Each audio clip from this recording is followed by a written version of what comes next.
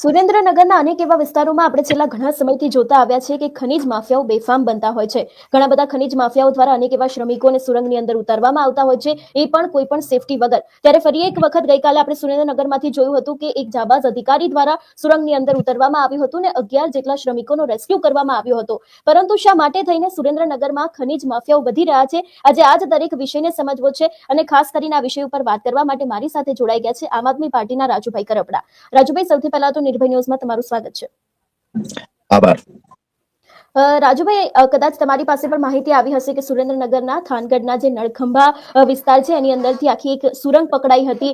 80 લાખ જેટલો મુદ્દામાલ જપ્ત કરવામાં આવ્યો અને આ જ મુદ્દામાલને લઈને અત્યારે જે જમીન છે એ પણ હવે સરકારને હસ્તે કરવાની અત્યારથી જ દરખાસ્ત કરી દેવામાં આવી છે. શું કહેવા માંગો છો? સૌથી પહેલા તો કે શ્રમિકોને અંદર મોકલવામાં આવ્યા હતા એ પણ કોઈ પણ સેફટી વગર. હંસિનીબેન, સુરેન્દ્રનગર એવો જિલ્લો છે કે જ્યાં ખનિજ અપૂરતી અહીંયા ભૂગર્ભમાં સમાયેલું છે, પાતાળમાં. પછી મૂળી તાલુકાની વાત હોય, થાનગઢ તાલુકાની વાત હોય, સાયલા તાલુકાની વાત હોય, વઢવાણ તાલુકાની વાત હોય, દરેક જગ્યાએ ક્યાંક રેતી નીકળે છે, ક્યાંક સિલિકા, ક્યાંક સારા એવા પથ્થર નીકળે છે, તો ક્યાંક ને ક્યાંક બ્લેક ટ્રેપ નીકળે છે, તો ક્યાંક કાર્બોસેલ નીકળે છે, અલગ અલગ માટીઓના ખનન થાય છે. તો સુરેન્દ્રનગર જિલ્લામાં અખૂટ માત્રામાં અહીંયા કુદરતી સંપત્તિ સુરેન્દ્રનગરના પાતાળમાં છે અને ક્યાંક ને ક્યાંક માફિયાઓ દ્વારા આ સંપત્તિ લૂંટી, એટલે કે આ દેશની અને રાજ્યની સંપત્તિને લૂંટવાના પ્રયત્નો થાય છે. આ સિલસિલો વર્ષોથી ચાલે છે. આ કોઈ ગયા વર્ષે 2 વર્ષ પહેલા ચાલુ થયેલી વાત નથી. થાનગઢ તાલુકાની જે આપણે નળખંભાની વાત કરી, આ મુદ્દે અમે અગાઉ ખૂબ લડ્યા છીએ, રેલીઓ કરી છે, પ્રદર્શનો કર્યા છે, પુરાવાઓ આપ્યા છે. આજે પણ નિર્ભયના માધ્યમથી કહીએ છીએ કે આજે પણ સરકાર ઈચ્છતી હોય તો સેટેલાઇટ થી, હું તો તમને પણ કહીશ હંસિનીબેન, કે સેટેલાઇટ થી થાનગઢ આજુબાજુના તમે ફોટા ખેંચશો તો એમાં પણ ક્યાંક ને ક્યાંક જેવી રીતે ચારણી હોય ને, ચારણીની માફક આખી જમીન, સરકારી જમીન હોય, ખાનગી જમીન હોય, ખોદાઈ ગયેલી જોવા મળશે. આ જ સિસ્ટમ હોય છે કે બહાર તમને 10 બાય 10 નો ખાડો દેખાય, એ ખાડાની ઊંડાઈ હોય 150 ફૂટ, 170, 80 ફૂટ સુધીની ઊંડાઈ હોય. ત્યાં ગયા પછી 3 ફૂટ, 3.5 ફૂટ કે 4 ફૂટ જે કાર્બોસેલ નીકળે છે, તો ત્યાં એટલી ઊંડાઈ 180 ફૂટની ઊંડાઈએ ગયા પછી એ કાર્બોસેલ કાઢવા માટે અડધો કિલોમીટરની સુરંગો કરવામાં આવે. થાનગઢની આજુબાજુના ગામડાઓમાં આ સુરંગો કરી અને આખી જમીન ભવિષ્યમાં ગમે ત્યારે ખૂબ મોટો અકસ્માત થવાનો છે. નીચે પેટાળમાંથી જમીન ખોદાઈ ગઈ છે, 4 ફૂટ 5 ફૂટ સુધીની જમીન ખોદાઈ ગયેલી છે. ઉપર જમીન સમતલ દેખાય છે, પણ ભૂગર્ભમાંથી 180 ફૂટની ઊંડાઈએથી કાર્બોસેલ કાઢી લેવામાં આવ્યું છે. આ સિસ્ટમ વર્ષોથી ચાલી આવે છે. ક્યાંક ને ક્યાંક હપ્તાઓ આપી, એમાં દરેક વિભાગના હપ્તાઓ નક્કી કરેલા હતા. પોલીસ હતી તો એનો આટલો હપ્તો છે, ખનીજના અધિકારીઓ છે એનો આટલો હપ્તો છે. દરેક વિભાગના અહીંયા વહીવટદારોની ભૂતકાળમાં નિમણૂક કરવામાં આવેલી, જે ગયા વર્ષ સુધી ચાલુ હતી. ટ્રક ચલાવો છો તો એનો આટલો હપ્તો છે. બધાના હપ્તા જાહેરમાં નક્કી કરવામાં આવેલા હતા. એના વહીવટદારો હતા, એને નોકરી ત્યાં ઓફિસમાં બેસીને કે એના ફિલ્ડમાં નહીં કરવાની, એને નોકરી અહીંયા આવીને કરવાની. અહીંયા આવીને ખાડા ગણવાના, અહીંયા આવીને ઓપન કટિંગ ગણવાના, અહીંયા આવીને કોના કેટલા ખાડા ચાલે છે આ ગણવાના, કોના હપ્તા આવ્યા, કોના હપ્તા બાકી છે આ કેલ્ક્યુલેશન કરવાનું. જે માણસ હપ્તા નથી આપતો એને ત્યાં રેડ કરવાની. આ સિસ્ટમ વર્ષોથી ચાલી આવતી હતી. કોઈ મોટા ગજાના નેતા હોય તો એના મફતમાં ફ્રીમાં 5 ખાડા ચાલવા દેવાના, કારણ કે એ મોટા ગજાનો નેતા છે. એની ભલામણ હશે તો ત્યાં 5-25 રૂપિયા ઓછા લેવાના. આ સિસ્ટમ વર્ષોથી, એટલે કે હું નાનો હતો ત્યારથી આ સિસ્ટમ ચાલતી આવે છે.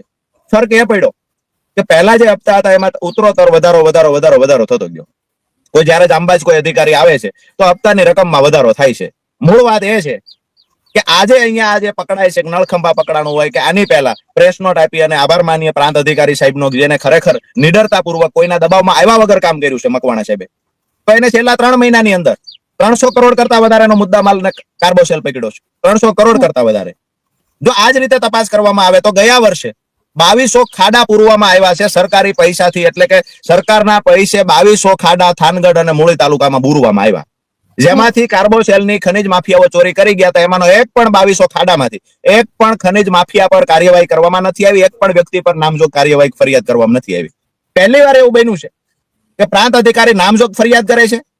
જો કોઈ એમની રેકી કરતા વાહન પકડાય છે તો એ વાહનને શ્રી સરકાર કરવાના પ્રયત્ન થાય છે, એના પેપર વર્ક પણ એ કરે છે.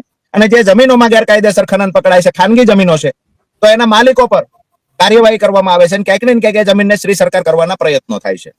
આજની સ્થિતિ અમારા વિસ્તારમાં ખરેખર જે માફિયાઓ છે એમાં પહેલી વાર ડર જોવા મળ્યો છે. અને ડર એટલા માટે જોવા મળ્યો છે કે આ પ્રાંત અધિકારી સાહેબ છે એ ક્યાંક ને ક્યાંક કોઈના દબાવમાં આવતા નથી અને પ્રમાણિકતાથી કામ કરે છે.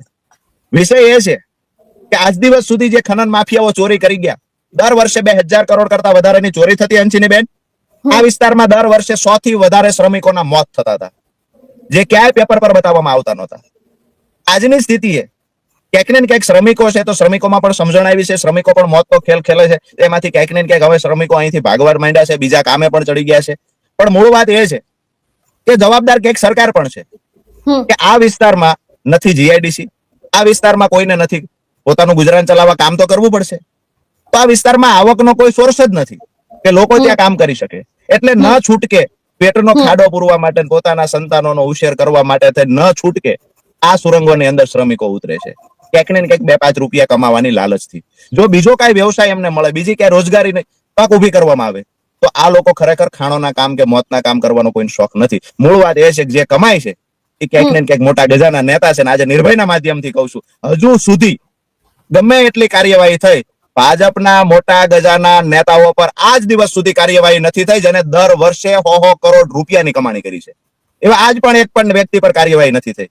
આજે પણ થાનગઢ અને મૂળીમાં આવીને પૂછો સૌથી મોટો માફિયો કોણ, 10 વ્યક્તિનું લિસ્ટ તૈયાર કરવામાં આવે, કરોડો રૂપિયાનું જે ખરેખર ખનીજ ચોરી કરે છે, કરોડો રૂપિયાનો કારોબાર કરે છે, એવા એક પણ વ્યક્તિ પર આજ દિવસ સુધી કાર્યવાહી થઈ નથી.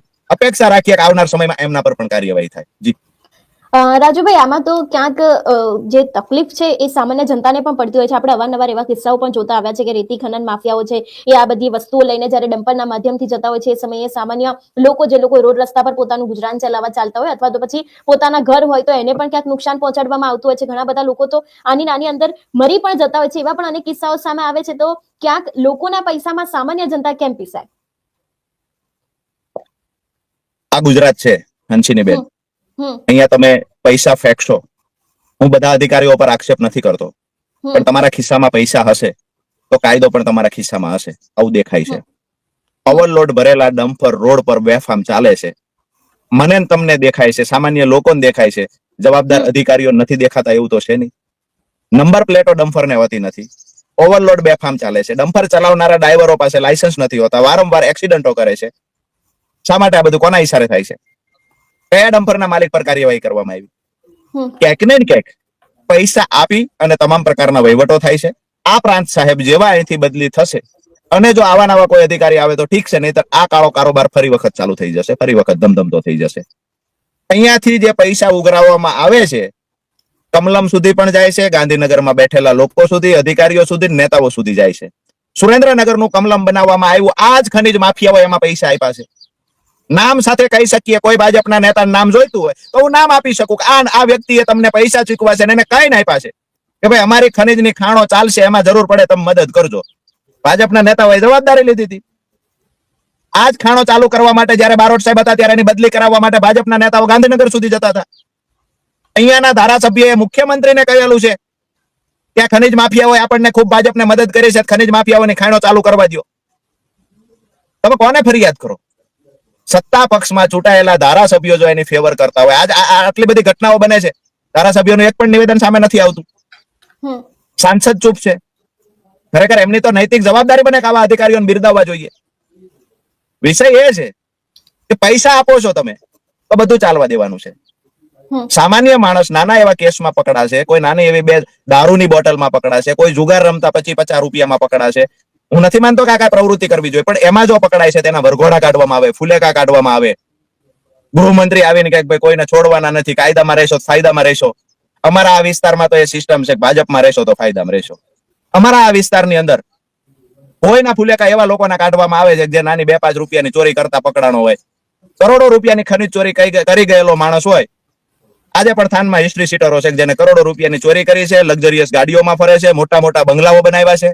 આ લોકો પર કાર્યવાહી થતી નથી. જો હિંમત હોય ગૃહમંત્રીમાં, હિંમત હોય ગુજરાત પોલીસમાં, હિંમત હોય તંત્રમાં, તો એક વખત કાર્યવાહી કરીને બતાવે. રાજ્યની તિજોરી લૂંટી ગયા કરોડો રૂપિયાની. આ ખનીજ ચોરી કરીને કરોડો રૂપિયાની ચોરી કરી છે એમને. કાર્યવાહી કરો. ડુપ્લિકેટ રોયલ્ટી પાસ એટલા વેચ્યા છે. જ્યાં ખનીજ હતું, માત્ર માનો એક્ઝામ્પલ કે જ્યાં 10,000 મેટ્રિક ટન ખનીજ હતું ત્યાં 1 લાખ મેટ્રિક ટનના રોયલ્ટી પાસ ઓન પેપર વેચી દીધા છે. જો હિંમત હોય અધિકારીમાં, જો ખરેખર પ્રમાણિકતાથી કામ કરવું હોય તો જેટલી પણ લીઝ ધારકો છે એના લીઝનું ક્ષેત્રફળ માપવામાં આવે, અંદાજિત જથ્થો કેટલો હતો અને કેટલો રોયલ્ટી પાસ વેચ્યો આનું ક્રોસ વેરિફિકેશન કરવામાં આવે. હું દાવા સાથે કહું કે કરોડો રૂપિયાની ખનીજ ચોરી પકડાય. કરોડો એટલે 500 કરોડ 600 કરોડ 700 કરોડ આવા રૂપિયાની ખનીજ ચોરી પકડાય અને ડુપ્લિકેટ રોયલ્ટી પાસ વેચ્યા હોય, અથવા તો જે રોયલ્ટી પાસ વેચ્યા છે પોતાના ખનીજના નહીં, અધર બ્લેકમાં એટલે કે ગેરકાયદેસર જે ખનન થયું છે એને કાયદેસર કરવાનું કોઈએ કામ કર્યું હોય તો આ લીઝ ધારકોએ કર્યું છે. લીઝ ધારકો ઉપર કાર્યવાહી નહીં થાય કારણ કે લીઝ ધારકો ભાજપ સાથે જોડાયેલા લોકો છે.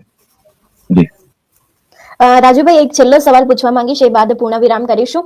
ખાસ કરીને હવે કોઈ તમારા દ્વારા પગલા ભરવામાં આવશે આમ આદમી પાર્ટી દ્વારા ફરી એક વખત આ જ વાતને લઈને ક્યાં તો સરકાર સામે રજૂઆત કરવામાં આવશે કે કેમ? તેની સાથે બીજો એક અગત્યનો સવાલ, અનેક વખત અનેક લોકો રજૂઆત કરે છે તેમ છતાં પણ પરિસ્થિતિ જેસે તે વૈસેની જ છે. રજૂઆત અમારા લેવલથી આ મુદ્દે તો થશે જ, પણ સાથે સાથે એક બીજી પણ વાત નિર્ભયના માધ્યમથી કરી દઈએ કે થાનગઢની અંદર જે મગફળી સળગાવવામાં આવી, ક્યાંક ને ક્યાંક અમુક લોકોની બેદરકારી હતી, એ તપાસમાં પણ ખુલ્યું છે. સીસીટીવી નહોતા, એ પણ તપાસમાં ખુલ્યું છે. ગોડાઉનની મંજૂરી નહોતી, તેમ છતાં એ જ ગોડાઉન આપવામાં આવ્યું. એની માથે હાઈટેન્શન લાઈન નીકળતી હતી, આ ચેક કરવામાં નથી આવ્યું. એટલે જે લોકોએ પણ આમાં સંકળાયેલા છે, આ લોકો પર આજ દિવસ સુધી ગુનો દાખલ નથી થયો, આ જ થાનગઢની અંદર. તો અમારી આવનાર સમયમાં એ મુદ્દે પણ અમે આક્રમક રજૂઆત કરવાના છે. કોના ઈશારે ગુનો દાખલ નથી થતો, કોણ રોકે છે, કોણ સાવરે છે આરોપીઓને? બધાને ખબર છે કે અહીંયા મગફળી સળગી છે, સળગાવવામાં આવી કે ન આવી પછી તપાસનો વિષય છે, પણ બેદરકારી દાખવનારા અધિકારીઓ છે, કર્મચારી, એના પર તો કાર્યવાહી થવી જોઈએ, એના પર ગુનો દાખલ થવો જોઈએ.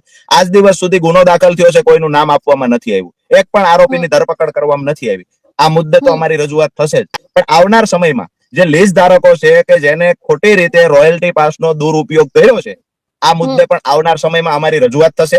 પ્રાંત અધિકારી ખૂબ સારું કામ કરે છે. અગર જો અમને એવું લાગશે પ્રાંત અધિકારીની બદલી કરી દેવામાં આવી અને આ ખનીજનો ધંધો વ્યાપલો વ્યવસ્થિત હાલે, એના માટે કોઈ બીજા અધિકારીઓને ભાજપના નેતાઓ લઈ આવે છે, તો અમે ફરી વખત બાયો ચડાવીને મોરચો માંડીશું, પણ આ દેશની રાજ્યની જે સંપત્તિ છે એને બચાવવાના પૂરતા પ્રયત્ન કરીશું. જી રાજુભાઈ, અમારી સાથે જોડાવા બદલ આપનો ખૂબ ખૂબ. એટલે જે પ્રમાણે વાત કરી એ પ્રમાણે કે સુરેન્દ્રનગરમાં હવે દિવસે ને દિવસે ખનન માફિયાઓ છે, એ લોકોનો ત્રાસ વધી રહ્યો છે. ક્યાંક એવું પણ વાત કરવામાં આવી, તેમના દ્વારા ખુલાસો કરવામાં આવ્યો કે હપ્તા સુધીના જે ભાવ છે એ પણ જાહેરમાં નક્કી થઈ જાય છે. એટલે ખાસ કરીને હવે આગામી સમયમાં આ વાતને લઈને કોઈ કાર્યવાહી કરવામાં આવશે કે કેમ એ પણ જોવાનું રહેશે. અને જે પ્રમાણે તેમના દ્વારા ખુલાસા કરવામાં આવ્યા છે કે ભારતીય જનતા પાર્ટીના પણ ઘણા બધા એવા નેતાઓ છે કે જેની પણ આવી રીતે ક્યાંક ગેરકાયદેસર જમીનો રહેલી છે, જેની અંદર ખનન ચોરી થઈ રહી છે, દરેક વાતોને લઈને પણ રાજુભાઈ દ્વારા ખુલાસા કરવામાં આવ્યા છે. તમારું શું માનવું છે આ વિષયને લઈને?